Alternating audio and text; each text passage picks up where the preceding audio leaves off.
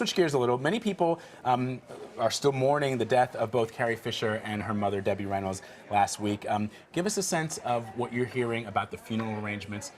What do we know? Yeah, you know, of course, such a shocking celebrity death to end the year. We actually heard from Carrie's daughter, Billie Lourd, for the first time today. She's been very silent. Very silent. Yeah. I mean, can you blame her, though? No, I mean, losing your mother and your grandmother in 24 hours, and she wanted to thank people for her strength during a time where she didn't think strength even existed. And what we're finding out today from sources close to the family is that they will be giving the mother and the daughter separate memorial services. Carrie's will be private on Thursday. Debbie's will be a private memorial service in Los Angeles on Friday. Carrie's on Thursday.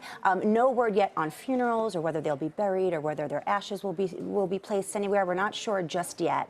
You know, we're still waiting on autopsy reports to be confirmed about the death of Debbie. So we do know that, you know, their close family and friends are the only ones invited to this very private memorial service.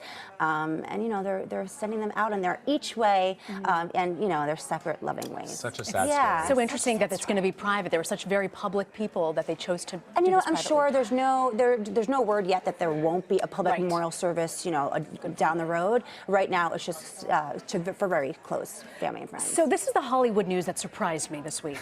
Who knew Kareem Abdul-Jabaar watches The Bachelor? And a huge fan. A huge fan. Apparently, he's come out he's a guest columnist for a Hollywood Reporter, and he said that the show is ruining romance.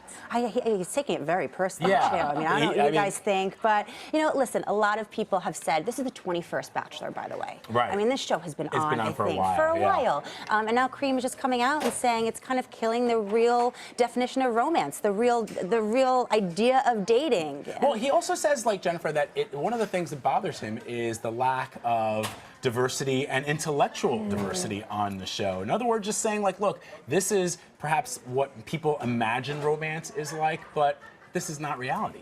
Exactly, but I think that's why we like watching the show, right? I know, you and I know. I know, and you know, it's such a time of like such hard news, especially the way this year ended. Right. I mean, it's kind of nice to just put on your remote and, like, you know, tune out for 2 hours of mindless television. But then I will say, you know, besides the shark girl and, you know, the girl that got drunk and passed she out on the actually couch. says it's a dolphin, Jennifer. You're right, she said it was a dolphin. I didn't watch. I have no idea what you're talking about. But I think Kareem Abdul-Jabaar should get his own show on romance. I mean, I think I would watch that. I would have loved to have seen him on Jimmy Kimmel last night, giving his thoughts on it. It's amazing. So the girl yesterday, Rachel from Dallas, who got the first impression rose, she is African American. She's a lawyer. So, you know, I mean, the column says that he's bemoaning that it doesn't have that, but first impression rose. Is that the first time in the history of The Bachelor that an African American girl It has is, received? and you know what? I think last night was actually I think there was 3 African American girls on last night. The first night, that was the first time in the franchise. And from what I'm hearing, I mean, no spoiler alerts. I'm not trying to spoil anything here, but from what I'm hearing, people really are going to like Rachel, and I think she is going to make it far this season. I think Nick really liked her. Okay. Good for her. I'm pulling for her. All right. Right. I like my Madam Secretary, so if I don't watch on Sunday, I'll watch it in the afternoon. You got to make some room. It's too good to miss. I love that show. Jen Peros, thank you very much for joining us. Thank you, guys. Happy New Year. Happy New Year. Happy New Year.